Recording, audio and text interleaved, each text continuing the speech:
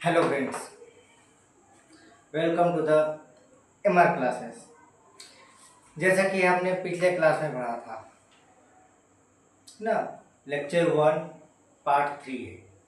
जैसे कि हमने पिछला क्लास में कुछ प्रमुख स्थानों के बारे में जाना था, कुछ प्रमुख स्थान, और मैंने कहा था आपसे कि अगले क्लास में, अगले लेक्चर में आपके प्रमुख स्थानों के साथ साथ नदियाँ के साथ वर्ष खोजकर्ता एवं अन्य मुख्य बिंदुओं को आपके साथ उजागर करेंगे।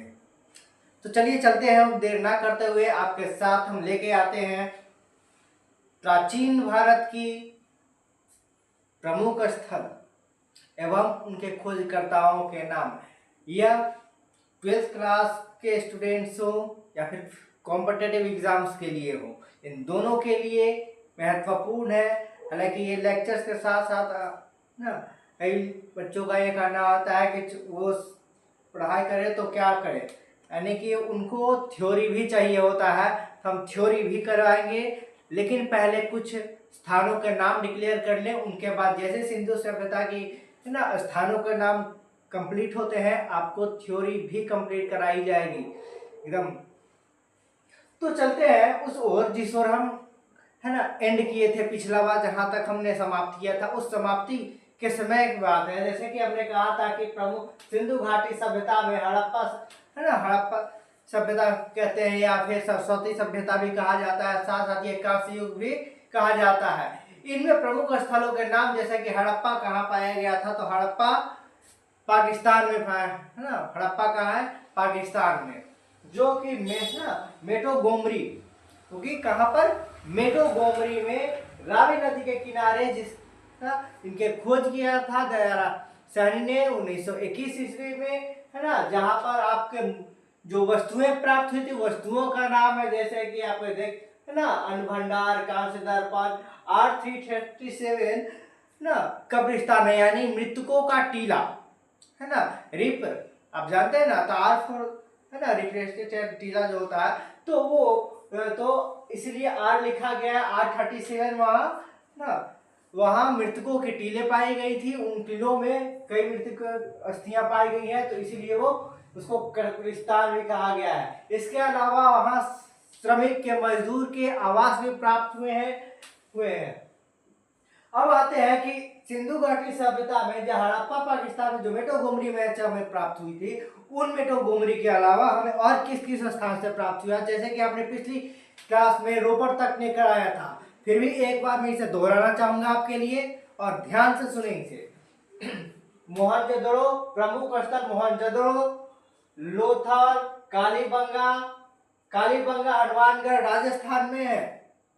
ध्यान रखें, ये प्रश्न बार बार एसएससी के एग्जाम में पूछी जाती है, और ये बार बार क्या आता है कि राखी गढ़ी से क्या है ना, कौन कौन सी वस्तुएं प्राप्त हुई थी और कहां पर है। तो राजस्थान घग्गर नदी के किनारे में है। यहाँ से कई वस्तुएं पाई गई हैं, जैसे कि जुते हुए खेत, कांस्य की अग्नि कुंड, भूकंप आदि के परिणाम प्राप्त हुए थे। साथ ही अगर बात करते हैं मोहनजोदड़ो में क्या क्या वस्तुएं प्राप्त हुई थी, तो मोहनजोदड़ो सिंधु नदी के किनारे है।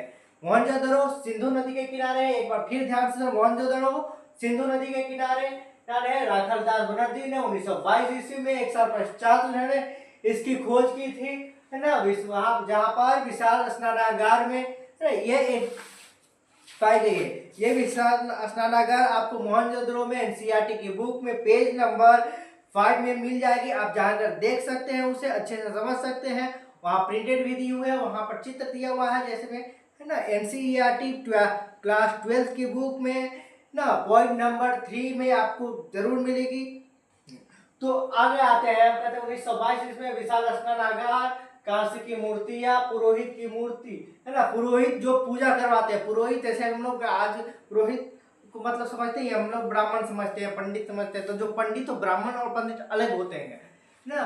तो पंडित जो होते हैं जो केवल पूजा पाठ कर्म इत्यादि करवाते हैं, और ब्राह्मण जो होते हैं जो ब्रह्म रूप होते हैं, यानी बैठ के वो तपस्या आदि चीजें करते हैं। इन दोनों में बहुत अंतर है। हालांकि हमें लगता है कि ब्राह्मण एवं पुरोहित जो पंडित है वो सेम होते हैं, तो ऐसा नहीं है ना। सबसे पहली बात कि पुरोहित और पंडित में बहुत अंतर है। साधु संत दोनों अलग अलग होते हैं।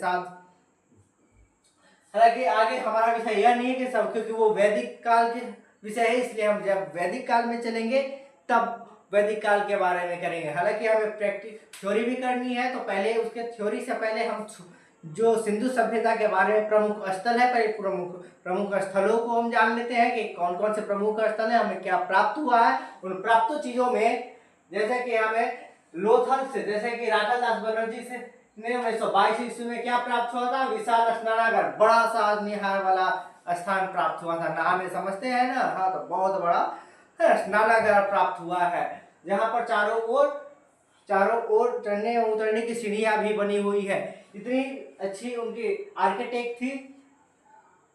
कांस्य की मूर्तियां, पुरोहित की मूर्ति, साथ ही साथ वहां पर महाविद्यालय भी प्राप्त हुआ है। महाविद्यालय का भी साक्ष्य है, एक श्रृंगी पशु की मुद्रा है, जैसे एक सिंह वाला, एक श्रृंगी पशु मतलब यानी एक सिंह वाला है ना पशु, जिसकी नाक पे एक सिंह थी, है ना, दिखाई गई है, वो मुद्राएं प्राप्त हुई है। हतात के मतलब वो अर्थ से जान पहचान था उनका, वो है ना मुद्रा आदि चीज, या व्यापार आदि चीजें जानते थे। तभी तो मेसोपोटामिया में हड़प्पा सभ्यता की जो मुद्राएं वो पाई गई हैं। इसका मतलब वो अच्छे से व्यापार करना भी जानते थे। हालांकि इस चीज में अगर थोड़ी सी और भी जानना चाहते हैं तो मोहनजोदड़ो करके एक ऋतिक रोशन की मूवी है, जिसे आप देख सकते हो, थोड़ी सी कंटेंट चीजें आपको ये चीजें दिखाई गई हैं। हालांकि हमारा विषय यह नहीं है, हमारा विषय है आगे है कि लोथल कहाँ प्राप्त है, लोथल से प्राप्त है। लोथल जो कि अहमदाबाद में है, अहमदाबाद भोगवा है ना, अहमदाबाद के भोगवा में रंगनाथ राव के द्वारा 1957 ईस्वी में 1957 है ना, गोदीवाड़ा जो कि गोदीवाड़ा, जिसमें पतन कहीं कहीं आपको पतन लिखे हुए दिखाई देगा, हालांकि इसका अर्थ होता है पतल, है ना। तो पतल प्राप्त हुए हैं और चावल, अग्निकुंड, हाथी के दांत इत्यादि प्राप्त हुए। वो कहां से, लोथल से। याद रखें, लोथल से कौन कौन सी वस्तुएं प्राप्त हुई है। लोथल कहाँ है, अहमदाबाद में। लोथल कहाँ है, अहमदाबाद में, अहमदाबाद के भोगवा में जिन्होंने इसकी खोज की, उनका नाम है रंगनाथ राव, जो कि 1957 से 1957 ईस्वी में गोदीवाड़ा पतल चावल जहां से प्राप्त हुआ था, गोदीवाड़ा है ना, गोदीवाड़ा पतल को कहते हैं, वहां से चावल के प्राप्त हुआ था, अग्निकुंड इत्यादि वे प्राप्त हुई थी। साथ ही साथ हाथी से परिचित थे, जानवरों से परिचित थे, हाँ, हाथी आदि के दांत प्राप्त हुए हैं। परिचित किससे थे, जानवरों से परिचित थे। अब आते हैं कालीबंगा कि राजस्थान से हमें क्या प्राप्त हुआ है। तो राजस्थान में कौन सी, हालांकि ऐसे क्वेश्चन आपको एसएससी में या कई एग्जाम से घुमा के आता है, यह पूछा जाता है कि राजस्थान में हड़प्पा सभ्यता कालीन कौन से स्थान है। तो उन स्थानों में आपको नाम बताना है, जैसे कि है ना, राजस्थान में क्या था, तो कालीबंगा में हुआ, जो कि हनुमानगढ़ में है। किस नदी के किनारे है, तो घग्गर नदी के किनारे है, जो कि अमलानंद घोष के द्वारा इसे खोजा गया था 1957 में। इसे भी है ना के अर्थ में, ना तो हम इन पूरी तरह से कहते हैं the end of the 1957 is the last time से, इसीलिए ये टाइम डेट डिक्लेयर नहीं की जाती है ना, क्योंकि ना ये तो जनवरी और एंड दिसंबर से है ना नेक्स्ट ईयर आने वाला हो, पिछले साल।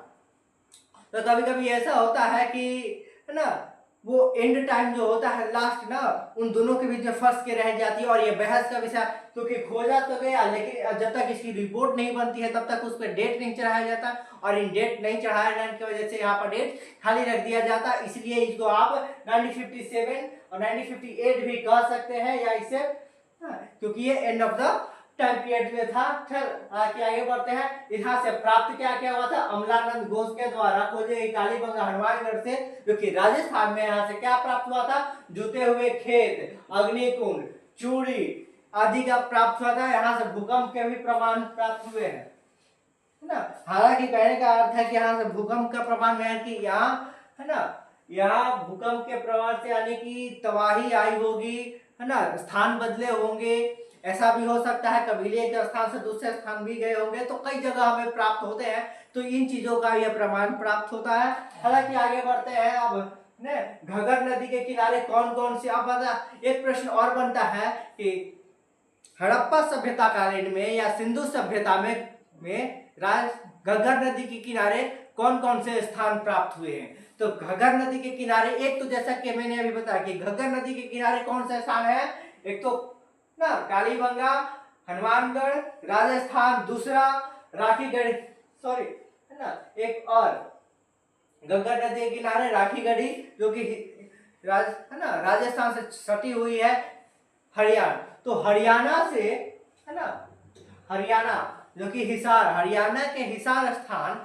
जो कि राजस्थान से सटी हुई है एक ना बॉर्डर पे राखीगढ़ी से प्राप्त, जो कि ये भी घग्गर नदी के किनारे है, जहां सूरजभान सिंह ने, सूरजभान सिंह ना, तो सूरजभान सिंह ने है ना 1957 ईस्वी में भी इन्होंने भारत में सबसे बड़ा स्थल उसने खोजा। अब सबसे बड़ा स्थल क्या था, सबसे बड़ा स्थल क्या था है ना, सबसे बड़ा स्थल स्नानागार ही था, जो कि सबसे बड़ा स्थल खोजा गया। इसके साथ साथ ताम्र का उपकरण यानी हथियार यंत्र खोजे गए। इसके अलावा आता है, इसके जब हो गया ना हड़प्पा, हड़प्पा मोहनजोदड़ो कालीबंगा राखीगढ़ी, अब आते हैं चूहंजड़ो। कई लोगों को है ना मोहनजोदड़ो का भाई चूहंजड़ो, तो मोहनजोदड़ो और चूहंजड़ो पर आते हैं सिंध। हालांकि ऐसा नहीं है कि दोनों का कोई संबंध रहा है ना, ये एक ट्रिक है। तो ये भी किस नदी के किनारे, मोहनजोदड़ो ना सिंधु नदी के किनारे हैं। ऐसे क्योंकि दोनों सिंधु नदी के किनारे आपस में एक दूसरे के अलग बगल के, इसलिए ना मोहनजोदड़ो चूहंजड़ो को भाई कहा रहता है। ऐसा याद करने के नाम के लिए बनाया जाता है सिंधु नदी के, जो कि सिंध प्रांत में पड़ता है। सिंध प्रांत हमारे कहा है, सौराष्ट्र, जो कि गुजरात में पड़ता है वहां है ना। तो सिंध चूहंजड़ो कहा, यहाँ के मजूमदार ने इसकी खोज की थी 1957 में ही खोज की थी। मनके का कारखाना, मनके वो जो पत्थरों से बनाए गए पहनने के लिए ब्रेसलेट वगैरह आदि, मोतियों के माला वगैरह सब जो तो माला, तो उनको मनके कहा है। तो मनके आदि चीजें प्राप्त हुए हैं यहाँ से। मनके के साथ साथ कंघा, लिपस्टिक इत्यादि पाई गई। अब बता, युग चाहे कोई भी हो, चाहे कांस्य युग हो, सभ्यता युग हो, या युग है, या कोई भी हो जाए, आज का समय है भाई, ये भी इस कन्याओं का तो अपना जलवा सब जगह रहता है। देखो यहां पर भी लिपस्टिक छोड़ी, यहां भी ले लिए, वाह, मतलब कुछ भी हो जाए भौकाल मचा के रख देंगे है ना, छूटना नहीं चाहिए। तब भी था, आवाज भी है, आवाज तो एक से बढ़ के एक है। आगे बढ़ते हैं। अब कह रहा है कि इसके आगे क्या मतलब बनावली, ये सब है ना, बनावली हर बार पूछी जाती है, हर बार किसी न किसी एग्जाम में पूछी ही जाती है। खास करके कॉम्पिटेटिव एग्जाम में, दरोगा में, एसआई में है ना, बिहार टीचर्स में पूछी गई ये सवाल हमेशा पूछी जाती है। तो ये याद रखें कि बनावली हिसार में है, और हिसार कहाँ है, हरियाणा में है, और वहां से हमें प्राप्त, ये किस नदी के किनारे है, तो सरस्वती नदी के किनारे। और हमेशा ये याद रखें कि सरस्वती नदी किसे कही जाती है, तो सिंध नदी को ही सरस्वती नदी के नाम से जाना जाता है।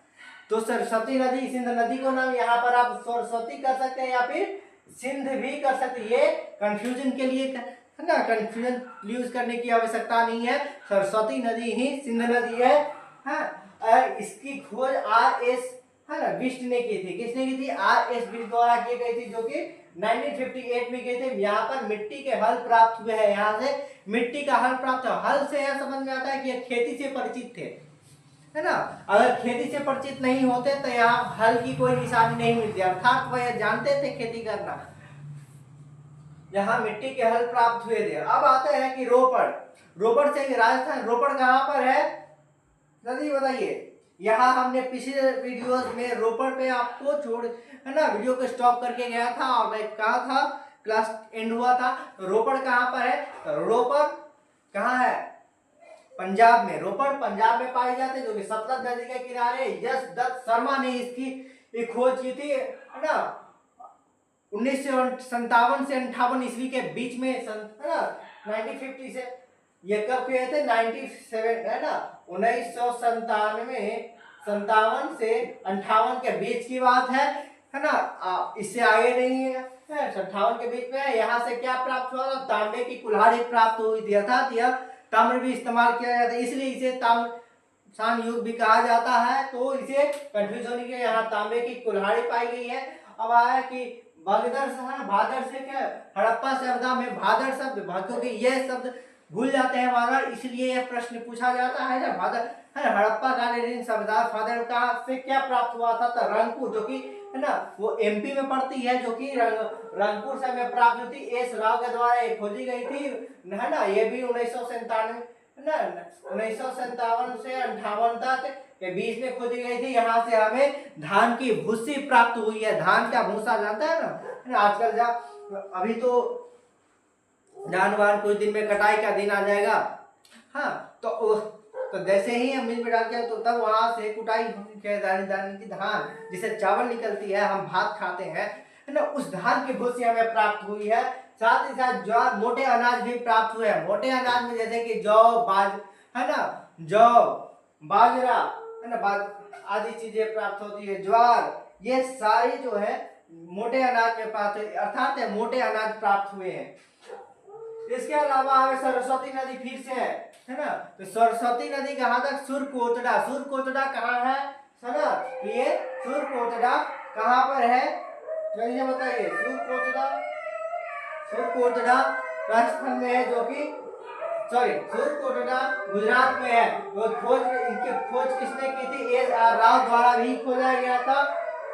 ये भी 1957 टू 1958 में ही खोजी गई थी।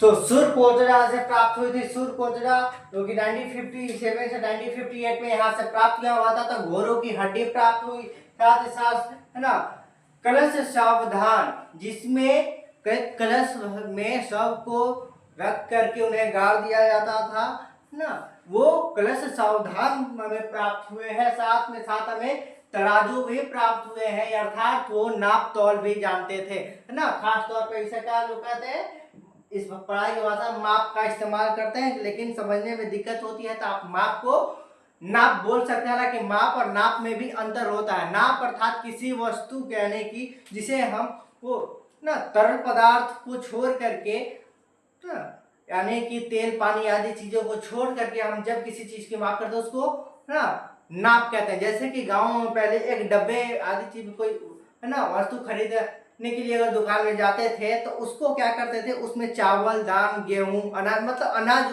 भर करके ले जाते थे। तो उसको ले भर के अगर हम ले जाते तो वो नाप एक तरीके से होता है। लेकिन माप जब हम किसी भी चीज जैसे मीटर वगैरह चीजें मापते हैं, है ना, या फिर लिक्विड चीजें को, तो उसको माप कहा जाता है। तो माप और नाप में यह अंतर है। हालांकि कहने या बोलने में एक जैसा लगता है, हमें समझने में भी यह होता है, इसीलिए क्योंकि माप और नाप सच में ही अलग है। माप और नाप का अर्थ ही अलग है। नाप का अर्थात होता है किसी वस्तु को, है ना, उसकी मीटर से आदि चीजों को या तरल पदार्थ को नापना।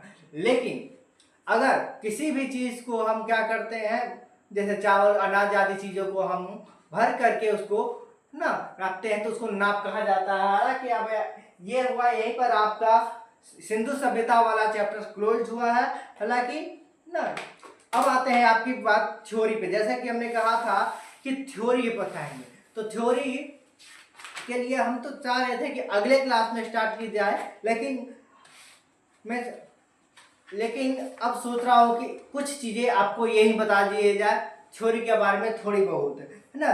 जब जो है हड़प्पाई मुहर संभवतः हड़प्पा अथवा सिंधु घाटी सभ्यता की विशिष्ट वस्तु, पुरावस्तु अर्थात की यानी पुराने वस्तु आदि चीजों को ही कहा जाता है। जो कि खास करके अगर हम बात करते हैं तो इनसे सिंधु घाटी सभ्यता, जो कि सेकलगढ़ी नामक पत्थर से बनाई गई इन वस्तुओं से प्राप्त हुई है। इनकी उत्कीर्णन जो है, यानी कि इस पे जो उकेरी गई जो चित्रकला है, जो चित्र है, उनमें जो है पढ़ा नहीं। जैसा कि हमने बताया था कि इसमें साक्ष्य जो प्राप्त हुए हैं वो क्या हुए हैं, वो साक्ष्य प्राप्त तो हुए हैं लिखित, लेकिन वो पढ़े नहीं जा सकते, अर्थात बस वही दिया हुआ है ना। हालांकि लोगों के अब आते हैं कि उनकी जीवन शैली कैसी थी। तो जीवन शैली थी तो जैसे उन लोग जीते थे, छोड़ी की वस्तुओं के अलावा हम उनसे प्राप्त होता है कि वो रहते कहाँ थे, किस प्रकार से रहते थे, उनमें क्या क्या चीजें प्राप्त थी, है ना। तो हमें जैसे कि हम बताएं कि उन चीजों को प्राप्त वस्तुओं में विशाल की मूर्ति आदि चीजों से ये परिचित थे। पक्की है ना ईंटों से परिचित है, कच्चे ईंटों आदि चीजों से परिचित है। तो जीवन शैली में हम ये कर सकते हैं कि उनको चावल इत्यादि या व्यापार ये सारी चीजें उन्हें प्राप्त थी, ये चीजें वो जानते थे। जीवन जैसे कि बात है कि जीवन शैली में अब इनकी हम बात कर रहे हैं तो है ना, क्यों सामाजिक जीवन कैसी थी, तो सामाजिक की छोटी इकाई परिवार की समझ लगभग वो परिवार से है ना संभवतः क्या थे परिचित। इसमें परिवार का एक मात्र सत्तात्मक थी, माता की माता की सत्ता हुआ करती थी। जैसे कि आज के देख लो विश्व कन्याओं का सत्यात्मक है, शादी करके आए और बस वहां से शुरू हो गया उनका अलग ही गेम। माता का सत्ता गया है ना बैल के खेत में, देखिए अब हमारा सत्ता आ गया है ना। इस कन्या अपना प्रभाव दिखाने लग जाती है, लेकिन तब ऐसा नहीं था। यह हमारी ये बताती है कि मात्र सत्तात्मक थे उनकी जीवन। साथ ही साथ अगर इनकी बात करते हैं तो वर्ण व्यवस्था का पूर्ण प्रमाण नहीं था, यानी कि वो उसमें कोई वर्ण जैसे कि हमारे यहाँ वर्ण हुआ करते हैं, तो वर्ण में 4 तरह के वर्ण हम लोग के क्या ब्राह्मण क्षत्रिय शूद्र और वैश्य, ये 4 वर्ण हुआ करते थे। चारों वर्ण में जो ब्राह्मण थे जो क्या करते थे, जो पुरोहित जो पंडित आदि थे, ब्राह्मण तो ब्रह्म तपस्या आदि चीजें लेकर के करते थे, लेकिन जो पुरोहित हुआ करते थे वो पंडित आदि से पूजा पाठ कराते थे। लेकिन क्षत्रिय वो होते थे जो खास लोगों की रक्षा करना, कबीले आदि चीजों को उससे राज करना, राजनीतिक चीजें है ना, राजनीतिक चीजों से लेकर के भूखंडों का संभालना, ये क्षत्रियों का काम हुआ करता था। अब आते हैं वैश्य। वैश्य उसे कहते हैं यानी जो पढ़ा लिखा ना हो, थोड़ा बहुत पढ़ा लिखा वयस्क ना हो है ना, वयस्क हो लेकिन पढ़ा लिखा ना हो तो वो वैश्य कहलाता था। लेकिन अशूद्र वो जो बड़ा होने के पश्चात उसे पढ़ा लिखा हुआ ना हो तो वह शूद्र हुआ करता था। अर्थात ये वर्ण भी डिपेंड करते थे कि आप है ना आपके शिक्षा पर ये डिपेंड करते थे कि आप कौन से वर्ण के हैं। वर्ण ऐसे डिसाइड हुआ करता था, अगर यानी कर्म के आधार पर वर्ण का संक्षेपण हुआ करता था, डिसाइड हुआ करता था, उनके चुनाव हुआ करते थे। लेकिन आज जन्म से ही हमारा सिद्ध यह हो जाता है कि हम किस जाति के, वर्ण तो दूर के बात है, वर्ण अब हट गया, अब वर्ण तो रहा ही नहीं ना, अब क्या है आपकी जाति बंधन है। क्योंकि अब आते हैं तो इन चीजों से ये परिचित थे, लेकिन इनकी कोई है ना ऐसी प्रमाणता नहीं है कि वो है ना वर्ण रूपों में पूरी तरह समाज में वो परिचित दिए हुए थे। ये खास करके है ना विभाजित, ये कई श्रमिक आदि चीजों में विभाजित थे, जैसे कि है ना कई वर्ग में समाज के, जैसे कि आप कहते हैं कि ये लोहार है, सुनार है, ये है, यानी व्यापारियों आदि चीजों के नाम से जानते हैं। वैसे ही इन लोगों पुरोहित, व्यापारिक, श्रमिक, शिल्पी इत्यादि से ये क्या करते थे जाने जाते थे, यानी अपने कार्यों के अधिकार के नाम से जानते थे। कोई अगर सिलाई बुनाई कर रहा है तो है ना तो सिलाई करने वालों के नाम से, और कोई वस्तु बना रहा हो तो उसे शिल्पकार के नाम से जानते थे। लेकिन आज ना मुंह बना ना देख लो, बस एगो फोन लेके सेल्फी लेके मुंह बनाने के नाम से जानता है, चलो कोई है ना अलग अलग कैदियों के नाम से जानते हैं, जैसा काम वैसा। अब देखो कोई लिट्टी चोखा